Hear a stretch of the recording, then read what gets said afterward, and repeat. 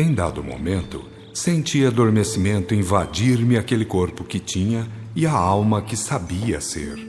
Era um torpor deleitoso, como se ondas amorosas me envolvessem primeiro e começassem a me invadir em seguida, entregando-me a embalador estado de sublimação. Aos poucos, não mais podia mover-me, só a mente estava de pé e toda a minha personalidade era um deslumbramento. Camilo, Camilo, ouvi chamar ao longe. Fiz um esforço e consegui voltar a mim. Camilo, chamou-me alguém. Olhei, era aquele missionário encarnado, o grande vulto do interior paulista, fundador de jornal, escritor de livros, benfeitor dos pobres, etc. Estava sorridente, feliz, rodeado de muitos outros amigos do plano carnal. Vendo-me em pleno círculo de amizades terrícolas, cheguei a me julgar encarnado, apenas adoecido, guardando leito à espera do restabelecimento. Refazendo-me, entretanto, da emoção de que me vira presa, não resisti aos ímpetos da gratidão e derramei fartas lágrimas. Alessio valeu-se do silêncio havido e avisou-me. Trouxe-os para servi-lo. Seja grato a Deus e aos dedicados amigos, mas não queira ficar no leito mais uns dias. Há muito trabalho por aí. Que hei de fazer? Redargui. Sem responder, dispôs a caravana terrícola ao redor do leito, fazendo os seus elementos darem-se as mãos. A seguir, mandou-me entrar no círculo, tendo-se colocado atrás de mim, a fim de me impor as mãos sobre a cabeça. Quando tudo pronto, ordenou: agora, pensando em Jesus, queiramos servir a este nosso companheiro de serviços. Vamos forçar a circulação de nossos valores eletromagnéticos. Vamos transmitir saúde ao nosso querido Camilo. Que Jesus, o modelo dos servos de Deus, nos faça dignos da obra almejada. Houve um silêncio profundo. Depois, lentamente, como que vinha de longínquas paragens, música divinal fomos ouvindo, cujos acordes pareciam graças de Deus a se derramarem sobre nós. Não me é possível relatar o estado em que ficamos. Nunca poderia a palavra humana revelar verdades tão santas, fenômenos tão divinos. Acima de tudo, nunca poderia fazer viver o acontecimento. Tudo ficaria nas palavras, quando muito capazes de fazer cogitar, idealizar, nada mais. Terminada a prece, ordenou-me Alessio: levante-se, vamos fazer uma visita. Enquanto me dispunha a levantar, apareceu um serventuário da casa e guiou-me ao banho, um banho eletrizado, fornecendo-me a seguir roupas apropriadas, isto é, limpas e cômodas. Não sabia como, mas estava com as roupas do leito de enfermo. A realidade é que tudo possui, quando se trata de matéria, variedade imensa de corpos ou subcorpos, ou corpos em graus refinados, que se destacam, que se separam distintamente e prevalecem no mundo astral. Assim sendo, tudo tem aqui prolongamento normal, do mais grosseiro ao mais refinado ou tênue. Eu saí, portanto, vestido como estava no hospital. Banhei-me, troquei de roupa e lá nos fomos. Era noite, uma linda noite, brilhantemente estrelada. Era uma noite cantante, suave, encantadora. Nesta região, avisou-me Alessio, que não é superior, mas que é de paz e de trabalhos múltiplos, moram alguns de seus parentes. Está determinado que irá residir com os seus pais, enquanto sua esposa permanecer no mundo. Como deve perceber, pelo que algumas vezes conversamos neste lado da vida, temos de tudo em graus os mais variáveis para servir a todo e qualquer espírito, do melhor ao pior, assim como seja merecedor. Aqui, portanto, você estará muito bem instalado, quer seja pelo merecimento que tem, quer seja pelos serviços que irá prestar, assim os possa e queira iniciar. Fez um breve silêncio. enquanto marchávamos vagarosamente pela ampla e prodigiosamente arborizada avenida. Sua voz denotou, entretanto, um certo ressentimento, um tom reticencioso fortemente acentuado. Todos, portanto, ficaram aguardando a complementação do pensamento, sendo que eu, o diretamente interessado, fui assaltado por aquelas observações já recebidas, em virtude dos altos pensamentos que de mim fizera nos últimos dias de vida carnal. Com o coração saltitante, ouvi-o inteirar a explicação. Realmente devo acrescentar o seguinte: o que fez no mundo foi bom e não foi pouco, mas foi como obrigação, não como devoção. Cumpria-lhe resgatar graves faltas e recompensar valiosos ensinos e opulentas ofertas em base de oportunidade. Agiu bem, produziu, resgatou-se, é um espírito recuperado em matéria de faltas, mas não é um espírito armazenado de valores adquiridos e aureolado pelas obras de renúncia. Não pode merecer ainda aquelas plagas ultra-eterizadas onde vivem os que se fizeram através de complementações laboriosas e sacrificiais a bem do próximo. Ele cessou a fala.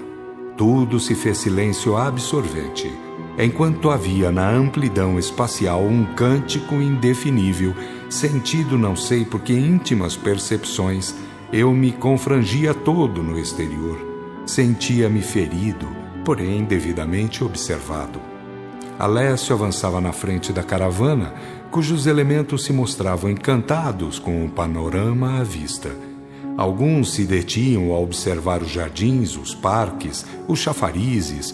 Outros sentiam-se atraídos pela paisagem celeste, faiscante, cintilante. Vamos agora pelos caminhos aéreos, sentenciou Alessio. Subimos como que nas asas de invisíveis entidades.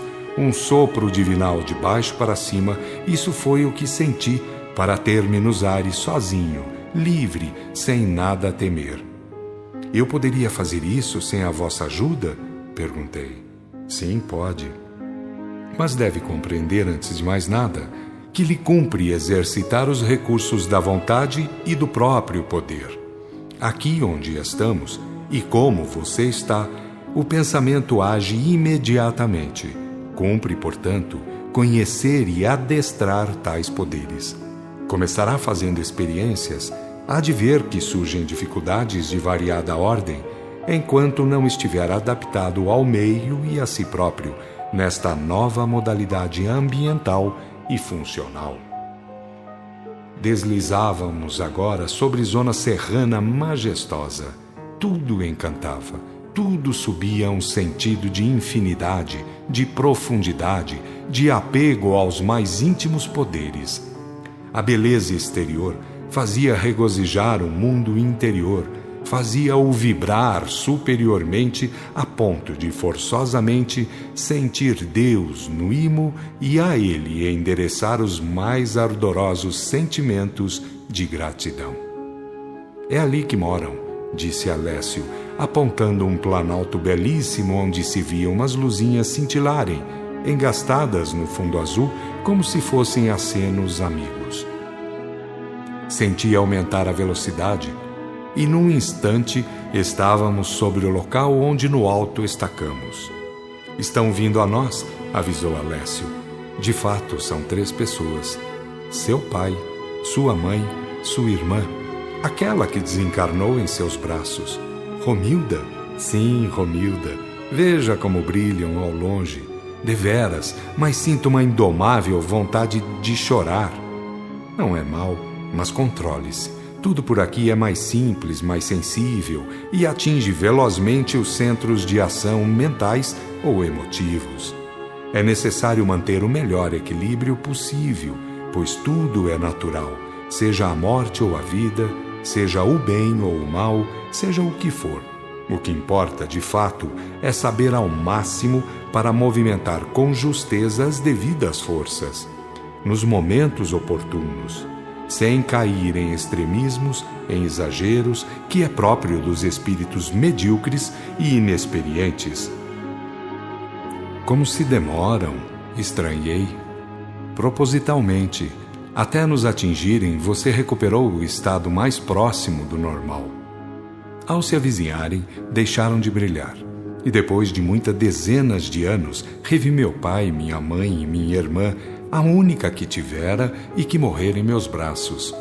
Apesar de tudo quanto sabia, experimentei os mais prementes impulsos da emotividade. Graças a Deus, foi assim que aconteceu. Para viver momentos assim, tão felizes, só para isso, já vale a pena viver. Eu sei que ali fui entregue aos meus familiares. Alessio disse-me apenas o seu até logo, sendo que os amigos encarnados, um por um, fizeram suas despedidas. Eu não podia falar, tal a emoção, mas eles também se despediram entre soluços e acenos, porque as gargantas não emitiam som. Ao longe, eles e nós ainda no ar, houve troca de sinais por meio de projeções individuais. Primeiro foram raios de luz em variantes cores, depois foram mensagens vivas, faladas em voz alta. Terminada a troca de mensagens, descemos. Fui encontrar a casa de meus pais tal qual como eles a tiveram na terra. Os mesmos compartimentos, os mesmos móveis, as mesmas disposições, etc. E quando quis conversar, fiquei sabendo que eles estavam a par de tudo quanto havia ocorrido em minha vida, comigo e com os meus familiares, inclusive os trabalhos doutrinários, as obras de solidariedade e todas as movimentações com finalidades dignificantes. Tem estado na crosta? Perguntei. Sempre que possível e necessário, respondeu meu pai. Nossas funções são junto aos encarnados, servindo a quem faz jus, como podemos e somos ordenados. Onde estão seus superiores? Os nossos, reparou minha irmã.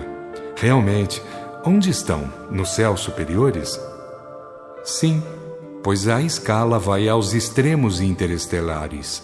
Os que nos guiam também são guiados, e assim por diante, até o plano crístico de onde a todos nos guia o Divino Mestre, seguido de seus imediatos diretos. Estive manuseando o Atlas, Romilda. Sei como tudo isso é, embora em linhas gerais. É muita ordem em tudo, graças a Deus. Seja como for, sempre é bom de se saber que há ordem em tudo e para tudo, apesar de haver tanta desordem em alguns lugares. Sim, há muita falta de ordem em alguns lugares. Meu pai, pondo-se de pé, aparteou-me. Mas você já sabe o que acontece, não sabe? Cada um se encontra tal como se procurou através de suas obras. Logo, minha mãe, levantando-se, informou-me. Nós temos um encontro marcado para 5 horas num hospital, onde uma senhora vai ser preparada para sofrer grave operação. Ela não vai desencarnar, o que fatalmente ocorreria sem a ajuda deste lado, porque não é sua hora e também por haver instantes rogos a seu favor. Nós, entretanto, como servos de Deus e de nossos superiores, vamos acionar os recursos necessários. Fique aí, durma um pouco ou leia o seu relatório dos últimos séculos. Dos últimos séculos? E que há nisso de mais ou de menos, meu filho? Faço questão de ler. Quero saber tudo quanto... Quando vai aprender a ser comedido? Observou minha irmã. Não sabe que a precipitação é própria dos espíritos involuídos e tardos? Compreendo. Eu sei que a precipitação e a prevenção negativa são próprias de quem não conta ainda com a devida maturidade. Eu, porém, além de não ter a veia filosófica exposta, sou um recém-vindo, um estranho, minha mãe, que fora buscar o documento, entrara com ele passando-o em minhas mãos. Era uma pasta alentada, um molho avantajado. Mais do que por simples impressão, eu tremia diante daquele documentário. Sentia um tremor esquisito, como se estivesse à frente de um tribunal acusador. O flagrante interesse de pouco antes converteu-se em quase pavor ao ver a maçuda pasta onde se achavam registrados os eventos de minhas últimas vidas. É melhor deixar isso para outro dia. Vá dormir, que nós também temos disso necessidade, pouco evoluídos como ainda somos. Outro dia lerá quando estiver em melhores condições, afinal tudo é comum, simples e natural. Meu pai também repetiu a mesma opinião, mas eu teimei em ler e o fiz, isto é, comecei a ler, enquanto eles saíram demandando suas obrigações.